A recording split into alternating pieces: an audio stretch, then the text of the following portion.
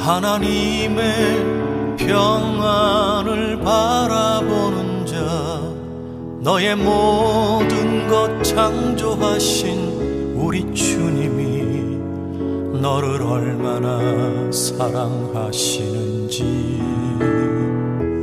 하나님께 찬양과 경배하는 자, 하나님의 선하심을 닮아가는 자, 너의 모든 것 창조하신 우리 주님이 너를 자녀 삼으셨네. 하나님 사랑의 눈으로 너를 어느 때나 바라보시고, 하나님 인자한 귀로서 언제나 너에게 기울이시니, 어두움에 밝은 빛을 비춰주시고, 너의 작은 신음에도 응답하시니, 너는 어느 곳에 있든지 주를 향하고 주만 바라볼지라.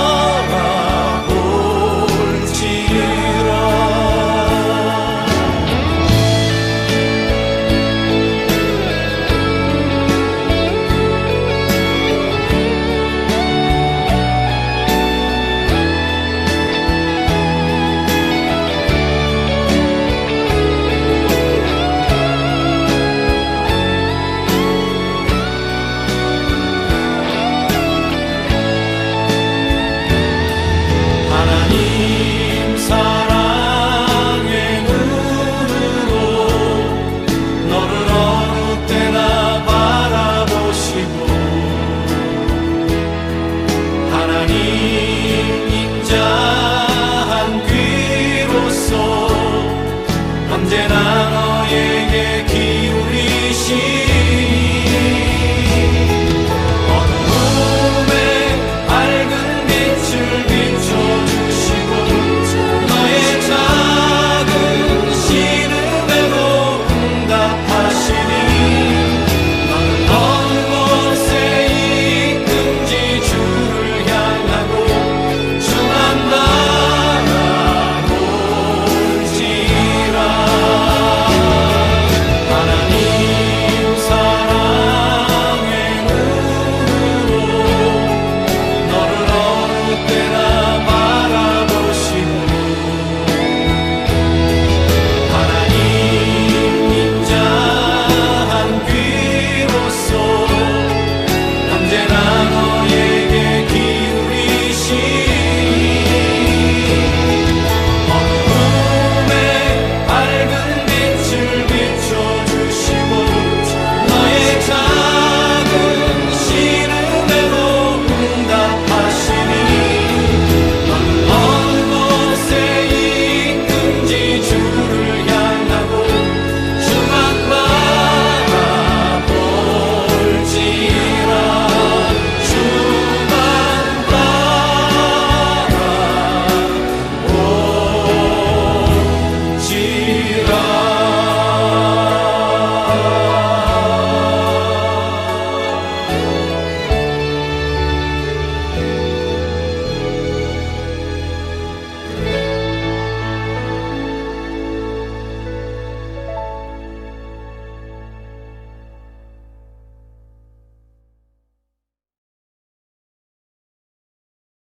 모두 일어나셔서 찬송가 151장을 부르며 예배에 임하겠습니다.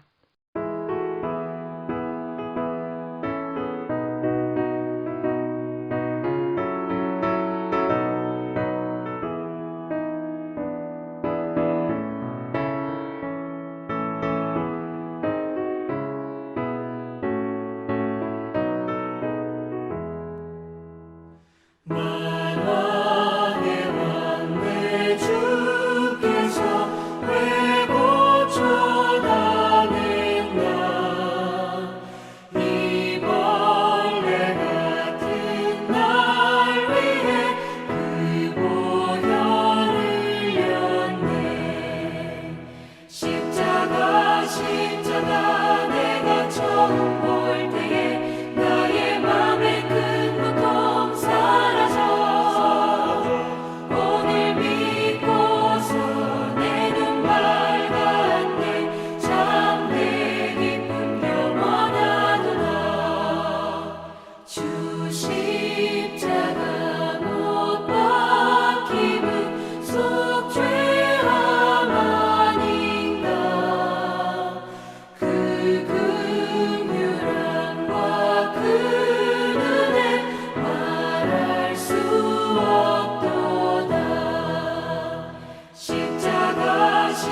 십자가 내가 처음 볼 때에 나의 맘의 큰 고통 사라져 오늘 믿고서 내 눈 밝았네 참 내 기쁨 영원하도다.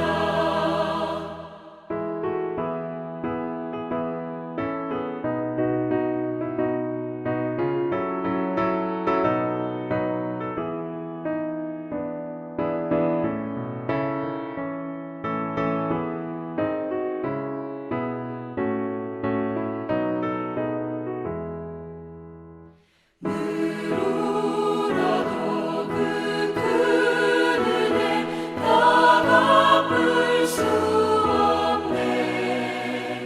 나 주님께 몸 바쳐서 주의 일 힘쓰리.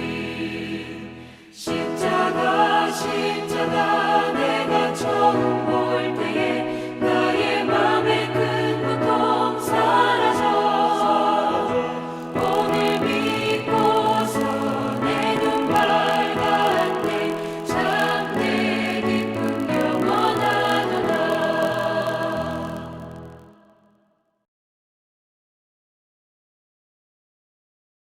교동문 129번 종려주의를 교독하시겠습니다. 시온에 따라 크게 기뻐할지어다. 보라, 네 왕이 내게 임하시나니 그는 공의로우시며 구원을 베푸시며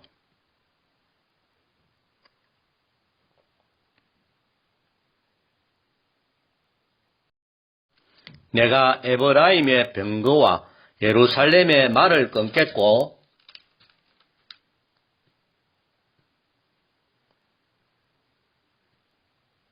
그의 통치는 바다에서 바다까지 이르고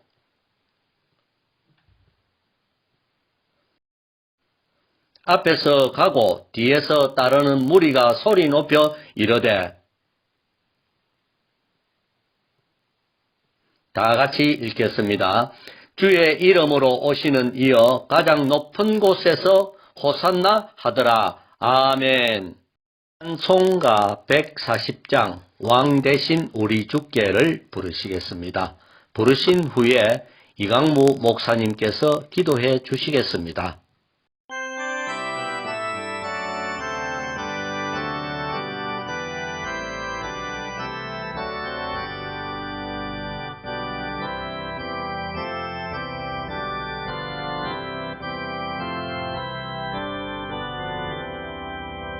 왕 되신 우리 주께 다 영광 돌리세. 그 옛날 많은 무리 호산나 불렀네. 다윗의 자손으로 세상에 오시어 왕 위에 오른 주께 다 영광 돌리세. 저 천군 천사들이 호산나 부르니 뒤따라가던 무리 다 화답하도다. 저 유대 백성같이 종려가지 들고 오시는 주를 맞아 호산나 부르세.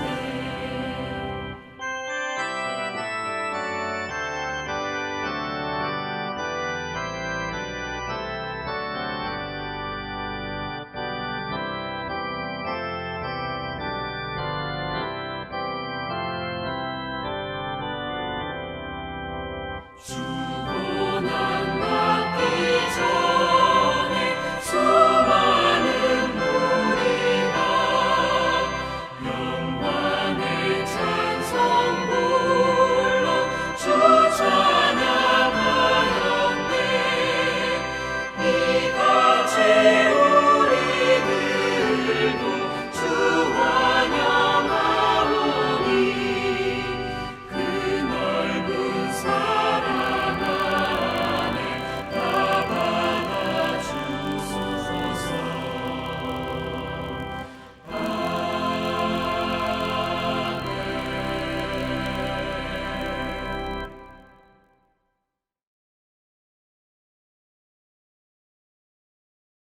사랑과 자비가 많으시고 은혜로우신 주 여호와 하나님 아버지, 이 시간도 주님의 성호를 높이 찬양합니다. 아버지께서 이 시간 영광 받으시고 홀로 높이시키는 귀한 시간 되게 인도하여 주시옵소서. 부족하고 연약한 저희 불쌍한 것들을 주님 사랑하셔서 독생자 예수 그리스도를 이 땅에 보내시고 우리의 엄청난 그 죄값을 대신해서 십자가에서 피 흘려 죽게 하시고 머리에 가시관을 쓰시고 가슴엔 창이 꽂히시고 물과 피를 쏟으시며까지 우리를 사랑하사 믿음으로 나오는 부족한 저희들을 세워주시고 자녀로 인쳐주셔서 지금까지 주님께서 인도하고 보호해주심을 감사드립니다. 이 시간 예배가 참으로 아버지께 영광되게 하옵시고 주님의 십자가의 그 보혈의 은총을 기억하는 이 시간 되게 하옵소서. 특별히 우리 성도들의 가정과 생활 가운데 여러 가지 경제적으로 힘든 가정들이 많고 건강으로 힘들어하는 성도들이 많습니다. 하루속히 저들이 건강한 몸으로 회복시켜 주셔서 아버지께 더욱더 영광 돌리는 귀한 삶이 될 수 있도록 주여 함께하여 주시옵소서. 우리 교회의 차세대 귀한 종을 주여 세우려고 하고 있사오니 아버지께서 또 준비하고 예비하신 줄 믿습니다. 하루속히 귀한 종을 세워주시기를 간절히 바랍니다. 또한 청년들을 기억하시고 저들의 삶에 주께서 함께 하셔서 아버지 차세대 이 믿음찬 교회를 세워나가는 귀한 신앙의 거목들이 우리 교회에서 많이 나올 수 있도록 아버지 은혜로 함께하여 주시옵소서. 이 시간도 귀한 말씀으로 말씀을 증거하고자 하는 주의 종에게 주께서 함께 하시고 힘을 주시고 온전히 주의 성령 주장하셔서 귀한 말씀으로 하나님의 말씀을 대응케 하옵소서. 아버지 하나님, 이 시간 온전히 주님께로만 영광이 되게 하시고 주님만 높이는 귀한 산제사의 예배가 되게 인도하여 주시옵소서. 이 모든 말씀을 예수님 이름 받들고 기도드리옵사옵나이다. 아멘.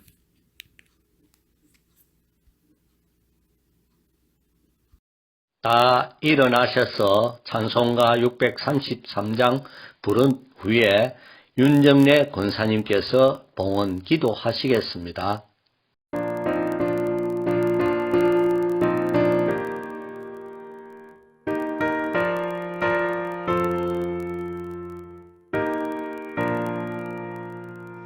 나의 하나님 받으소서.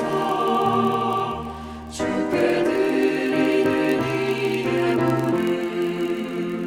소리 높여 감사로 주께 드리네. 아멘.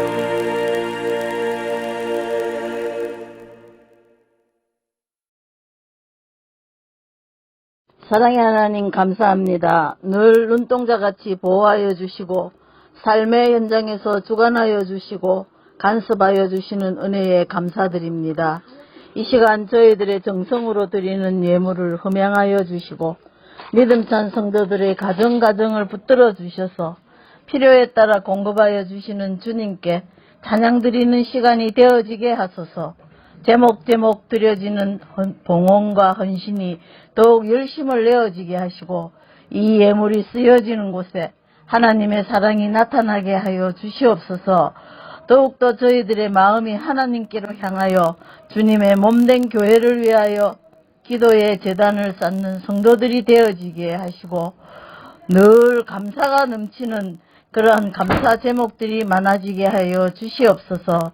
예수님 이름으로 기도드립니다. 아멘. 다 같이 말씀 고백하시겠습니다.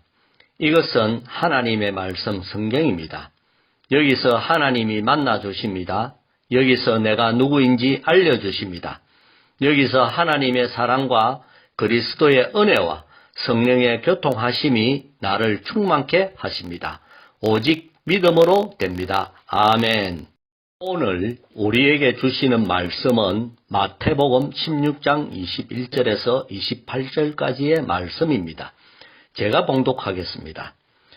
21절 이때로부터 예수 그리스도께서 자기가 예루살렘에 올라가 장로들과 대제사장들과 서기관들에게 많은 고난을 받고 죽임을 당하고 제3일에 살아나야 할 것을 제자들에게 비로소 나타내시니 베드로가 예수를 붙들고 항변하여 이르되 주여 그리 마옵소서 이 일이 결코 죽게 미치지 아니하리이다.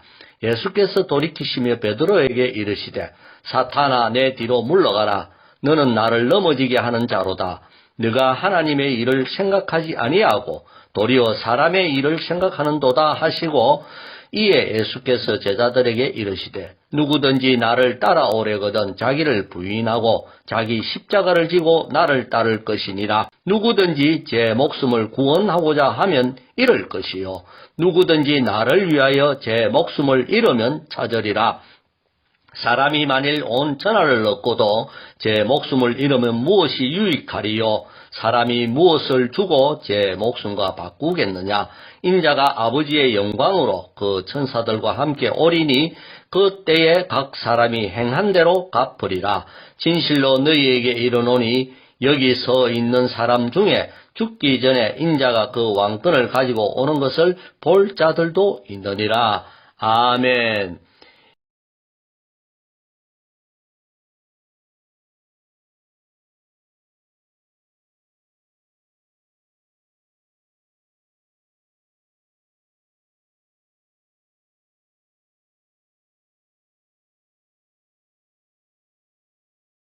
오늘은 본문을 중심으로 하나님의 일과 사람의 일이란 제목으로 말씀을 살펴보면서 서로 간의 은혜를 나누고자 합니다.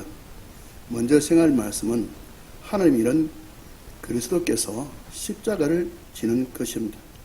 오늘 본문은 베드로의 신앙 고백을 통해 예수님의 정체가 밝혀진 후의 일입니다.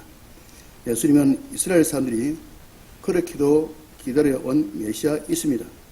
시편과 예언서를 통해서 유대인들이 기다려온 메시아는 권세와 영광과 주권적인 능력을 가지고 오실 것이고 전 세계 모든 민족이 그분을 경배할 것이며 그분의 왕국은 결코 패하지 않을 것이었습니다.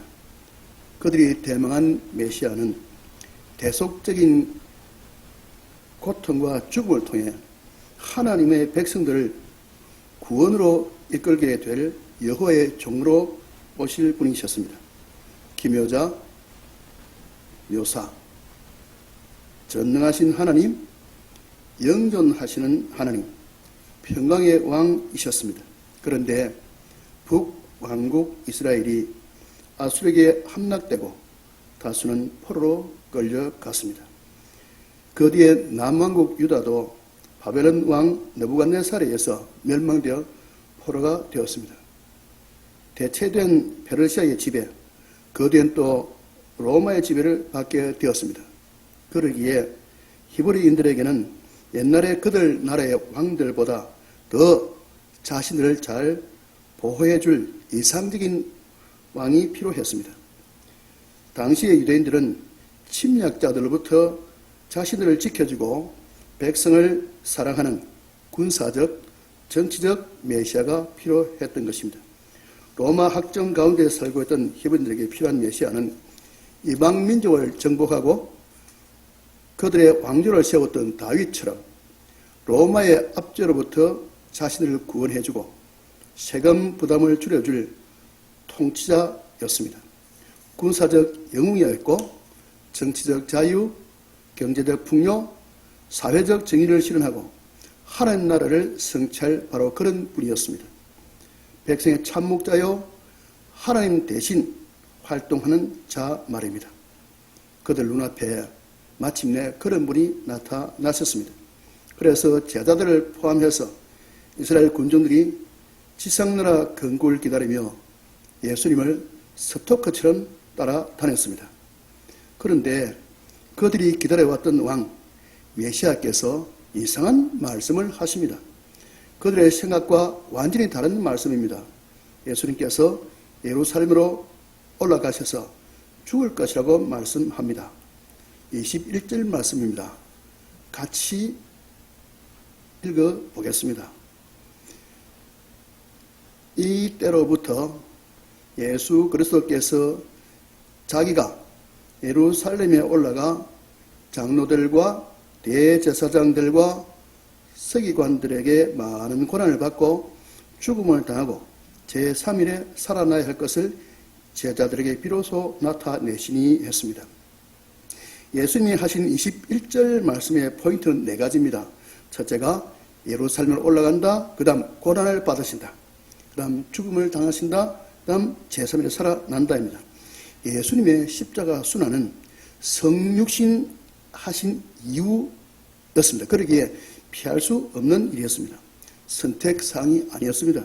그 말씀을 하시는데 베드로가 났습니다. 22절 말씀입니다. 같이 보겠습니다. 22절. 베드로가 예수를 붙들고 항변하여 이르되 주여 그리 마옵소서 이 일이 결코 주께 미치지 아니하리다. 베드로가 예수를 붙들고 라고 했습니다. 이 말은 그냥 예수를 붙잡는 행위가 아닙니다. 하나님의 아들 예수님에게 인간 베드로가 붙들고 아래로 늘어지는 그런 자세가 아닙니다. 약한 자가 강한 자에게 매달려 애원하는 간절한 소망을 비는 그런 자세가 아닙니다. 어린 자네가 엄마한테 뭘 얻어먹으려고 붙들고 기대는 똥을 칭얼대는 그런 모습이 아닙니다. 베드로가 예수님을 붙들고 낚아채서 자신에게로 끌고 가는 것입니다. 인간은 하나님이신 예수님께로 가야 합니다. 그런데 인간인 제자 베드로가 예수님을 자기 곁으로 이끌고 따로 데리고 간 것입니다.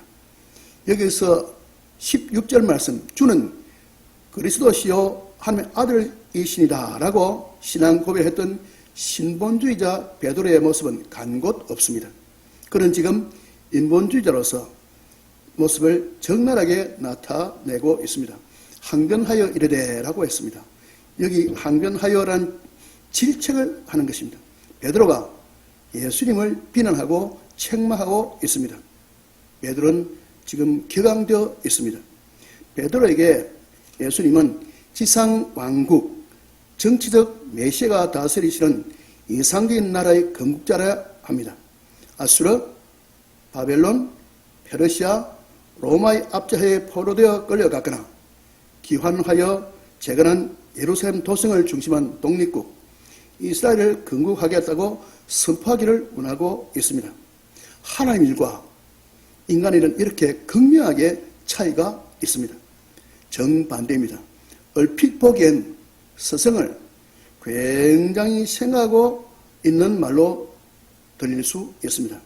하나님이 보내신 메시아, 그들의 스승, 예수님의 생명을 함부로 하시면 안 된다고 말하고 있는 것입니다. 주여 그리 마옵소서. 예루살렘은 지극히 위험한 곳입니다.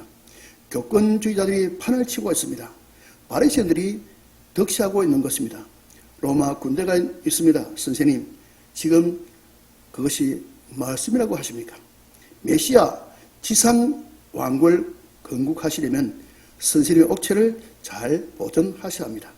당신께서 고난을 받고 죽음을 당하시면 될 일이 아닙니다. 왜 이러십니까 도대체? 저에게는 베드로의 말이 이렇게 들립니다. 22절의 베드로의 말을 읽으면서 인간의 신앙 고백이라는 것이 얼마나 불완전하고 의미 없는 것인지를 알 수 있습니다. 이것이 인생입니다. 인생은 지극히 이기적입니다. 동정심마저도 순수하지 않는 것이 사람입니다. 주님께서 십자가를 피하신다면 인류는 결국 영원한 멸망에 빠지고 말게 됩니다. 정말 인류가 살아나는 길, 소생하는 길은 예수님이 말씀하신 길입니다. 하나님의 일을 방해하는 것은 하나님을 대적하는 것입니다. 예수님은 예루살렘으로 반드시 올라가셔야 합니다. 십자가 고난을 통과하셔야 합니다. 그것은 예수님께서 반드시 실천해야 하신 일이었습니다. 그래서 살아계신 하나님의 아들 예수님께서 베드로를 꾸짖으셨습니다. 23절 말씀입니다. 같이 읽어봅시다. 23절 예수께서 돌이키시며 베드로에게 이르시되 사탄아 내 뒤로 물러가라. 너는 나를 넘어지게 하는 자로다. 내가 하나님의 일을 생각하지 아니하고 도리어 사람의 일을 생각하는도다 하시고, 예수님께서 돌이키시며 라고 했습니다. 예수께서 베드로에게 등을 돌리셨습니다. 예수님과 베드로의 기준이 다른 것입니다. 기준이 다르면 모든 게 완전히 달라집니다. 학교에서 체육 시간에 우측 선두 1번 기준 좌우로 정렬하고 좌측 선두 1번 기준 좌우로 정렬하고 어떻게 다를까요? 대열 서는 방향이 완전히 달라집니다. 방향이 완전히 달라집니다. 기준이 얼마나 중요한가 하는 이야기입니다. 예수님은 하나님의 기준으로 말씀하셨고 베드로는 사람의 관점에서 베드로의 기준에서 그의 스승에게 앵겨 붙었습니다. 예수님은 십자가를 지시하는데 베드로는 적극적으로 방해하고 있는 것입니다. 예수님은 십자가 고난을 반드시 지나가야 하십니다.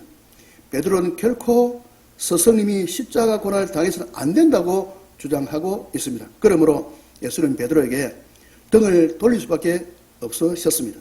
예수님께서 베드로에게 사탄아 내 뒤로 물러가라 라고 명령하셨습니다.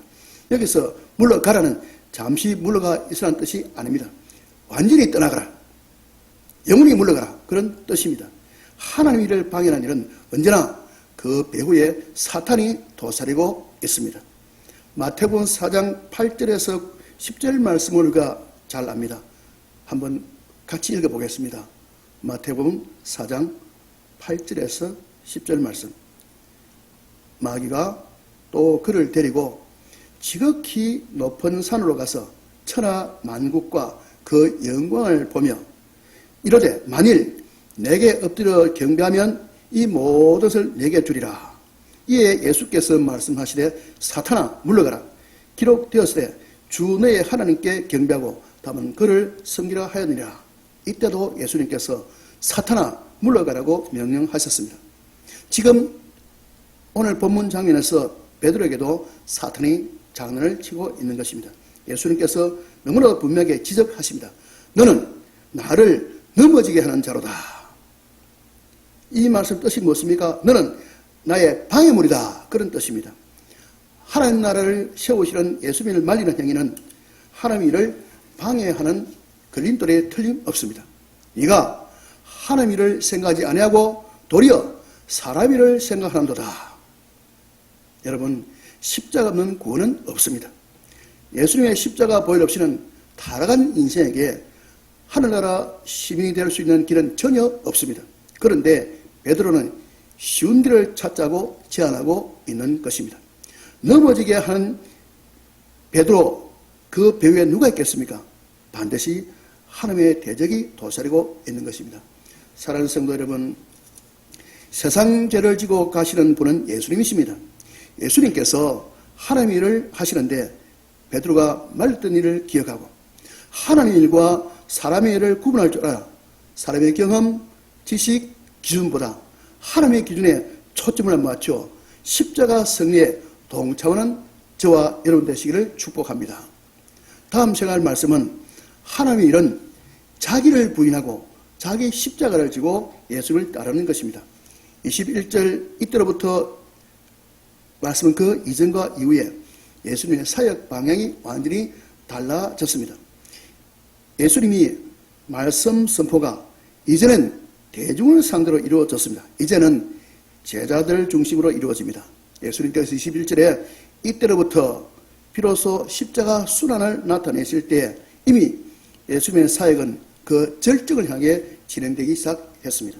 그런데도 사람의 영광이 더 우선이었던 베드로였습니다. 그렇다고 베드로가 나쁜 사람은 결코 아닙니다. 그는 사람이기 때문에 사람 일을 생각하는 것은 어쩌면 당연한 일일지도 모릅니다. 고통스럽고 참담한 삶을 살아가고 있는 히브리인들입니다. 이상적인 왕 메시아가 오셔서 이상적인 지상 왕국을 세워서 로마 앞에서 벗어나고 이웃 열방들을 향하여 다윗 왕, 솔로몬 왕 때보다 더 영광스러운 족을 만들고 싶은 게 나쁠 수가 없습니다. 악한 계기가 절대로 아닙니다. 그러므로 히브리인 베드로의 신앙으로서는 고난받는 메시아는 도저히 상상할 수도 없는 일이었습니다. 그렇지만 하나님의 영광에 초점을 맞춰 볼 때 베드로의 비전과 예수님의 비전은 일치할 수가 없었습니다. 예수님은 자신의 비전을 방해하는 베드로를 엄하게 꾸짖으신 후에 예수님 제자의 조건을 말씀하십니다. 24절 말씀입니다. 같이 봅니다. 24절. 이에 예수께서 제자들에게 이르시되 누구든지 나를 따라오려거든 자기를 부인하고 자기 십자가를 지고 나를 따를 것이니라. 주님은 누구든지 나를 따라오려거든이라고 오늘 떼셨습니다. 예수님을 따르겠다고 마음먹었다면 예수님을 따르는 생활이 무엇인지를 알고 따라가야 합니다. 예수님은 세 가지 조건을 말씀하셨습니다. 첫째로 자기를 부인하고, 둘째 자기 십자가를 지고, 셋째 나를 따를 것이니라. 자기 부인은 무엇입니까? 자기 것이 아니다, 자기와 관계없다, 그런 뜻입니다. 그러므로 자기 부인은 자신을 자기 것이 아니라고 한다, 자신을 자기와 관계없다고 하는 그런 뜻입니다. 그 말은 철저한 자기 포기를 뜻합니다. 육신의 타락을 한 그 본성을 가진 사람은 하나님의 말씀에 굴복해야 하는 것입니다. 내가 나란 의식이 들어가면 자기 부인이라고 할 수가 없습니다. 주님께서 말씀하지 않으셨는데 자기가 알아서 나서는 것은 자기를 부인하는 것도 아니고 십자가를 지는 것도 아닙니다. 예수님께서 십자가 고난을 받으셔야 한다고 말씀하시는데 주여 그리 마옵소서라고 말하는 베드로의 말은 자기 부인이라고 할 수가 없습니다. 베드로가 대제사장의 종 말고의 길을 베는 행위 등도 자기 부인 행위가 아닌 것이죠. 자기 십자가를 지고 하는 것은 무슨 뜻입니까? 자신이 지워진 그리스도를 위한 고난을 감내하는 것입니다. 그리스도의 복음을 위하여 자신을 희생하는 것이죠. 자신이 잘못해서 고난을 당하는 것은 자기 십자가를 지는 것이라고 할 수 없습니다. 자기 십자가를 진다는 것은 아무런 고통이나 고난이 없다고 일부러 자신을 괴롭히는 것을 의미하지 않습니다. 주님께서 푸른 초장으로 실만을 물거로 인도하시면 기쁘게 그 길을 순종하면 되는 것입니다. 억지로 얼굴 표정을 경직되게 하고 무표정하게 다니는 것은 경건이 아닙니다.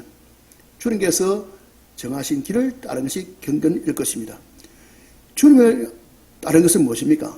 주님의 뜻에 초점을 맞추는 것이라 할 수 있습니다. 사랑하는 성도 여러분, 말씀보다 앞서는 것은 자기를 부인하는 행위라 할 수 없습니다. 나의 생각, 나의 의지, 나의 지식, 나의 경험을 내놓고 말씀에 입각하여 하나님의 뜻에 충성하며 따른 것이 24절에서 주님께서 말씀하시는 제자의 길입니다. 말씀이 무엇이라고 하는지에 초점을 맞추고 우리 자신과 이웃에게 구원을 가져다 주시는 그 성의를 향하여 하나님과 함께 일하는 우리들 되시기를 주님의 이름으로 축복합니다. 마지막으로 생각할 말씀은 하나님의 일은 주님 재림하실 때에 주 안에서 영원한 성의를 얻는 것입니다. 주님께서 우리에게 상당히 부담스러운 말씀을 하셨습니다. 방금 우리가 보았던 24절 말씀입니다. 다시 한번 보겠습니다. 이에 예수께서 제자들에게 이르시되 누구든지 나를 따라 오려거든 자기를 부인하고 자기 십자가를 지고 나를 따를 것이니라. 그런데 그것이 오히려 제 목숨을 찾는 길이라고 주님께서 말씀하십니다. 25절 말씀입니다. 같이 25절 같이 봉독합니다. 누구든지 제 목숨을 구원하고자 하면 잃을 것이요 누구든지 나를 위하여 제 목숨 잃으면 찾으리라. 예수님의 이 말씀은 어떻게 보면 굉장히 역설적입니다. 그러면서도 상식적인 말씀입니다. 예수님께서 제자들에게 말씀하신 대로 자기를 부인하고 자기 십자가를 지고 예수님을 따라가면 생명을 얻게 되는 것입니다. 마지막 때를 살아가는 그리스도인으로서 우리가 생각할 것이 있습니다. 그리스도인이라고 하는 우리 자신에게 진실로 중요한 것이 무엇인가 하는 것입니다. 지상 나그네 길에서 우리는 매 순간 선택의 기로에 놓이게 됩니다. 어느 쪽을 선택하는가에 따라서 인생의 진로가 완전히 달라집니다. 예수님께서 말씀하십니다. 26절 말씀입니다. 같이 보겠습니다. 사람이 만일 온 천하를 얻고도 제 목숨을 잃으면 무엇이 유익하리요? 사람이 무엇을 주고 제 목숨과 바꾸겠느냐? 천하를 얻으려고 하는 사람은 자기 노력으로 시도할 수 있지만 목숨은 사람의 노력에 달려있지 않습니다. 천하 만사가 다 주의 손에 달려있지 않습니까? 부귀영화가 자신의 생명을 보장해 주지 않는다면 무슨 소용이 있겠습니까? 생명은 영원한 생명이라야 의미가 있습니다. 27절 말씀입니다. 같이 보겠습니다. 27절 인자가 아버지의 영광으로 그 천사를 함께 오리니 그때 각 사람이 행한 대로 갚으리라. 마지막 날 예수님 다시 오시면 영원한 생명과 멸망을 분리하실 것입니다.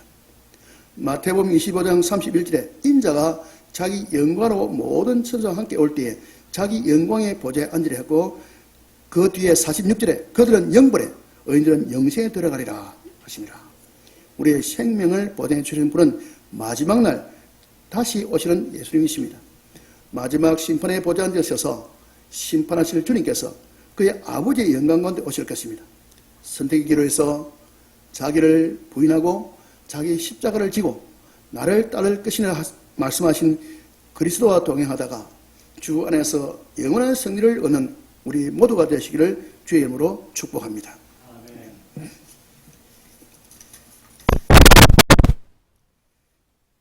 주 예수 그리스도의 은혜와 우리 아버지 하나님의 사랑하심과 성령의 교통하심이 하나님의 일과 인간의 일을 구분하고 주의 뜻에 순복하여 살아가고 다짐하고 돌아온 주의 백성을 머리 위에 지금부터 영원토록 함께 있을지어다. 아멘. 이제 허성욱 목사님 나오셔서 하나님의 일과 사람의 일이라는 제목으로 말씀하시겠습니다. 교회 소식을 알려드리겠습니다. 주님의 위대하심을 찬양드리며 예배드리는 우리를 기뻐하심에 감사드립니다. 오늘 말씀으로 섬겨주신 허성욱 목사님께 감사드립니다. 이번 주부터 고난주간으로 주님의 십자가를 생각하며 경건하고 거룩한 마음으로 교회를 위해 매일 밤마다 기도해 주시기 바랍니다. 4월 2일 밤 8시 30분에 금요일 심야 기도회를 당분간 계속해서 비대면으로 열겠습니다. 이번 주는 장덕근 전도사께서 인도하시겠습니다. 다음 주는 부활주일입니다. 예배는 11시에 한 번으로 드리겠습니다. 성찬식을 하겠습니다. 예배 후 지역의 부활절 계란을 나누겠습니다. 후임 담임 목사 청빙을 위해 그리고 청년들이 다음 세대의 신앙 주역으로 성장하도록 기도 부탁드립니다. 오늘도 함께 예배에 참여하여 주신 성도님들께 감사드립니다. 이번 한 주도 주님과 동행하는 삶으로 승리하시기를 기도드립니다. 감사합니다. 사랑합니다. 축복합니다.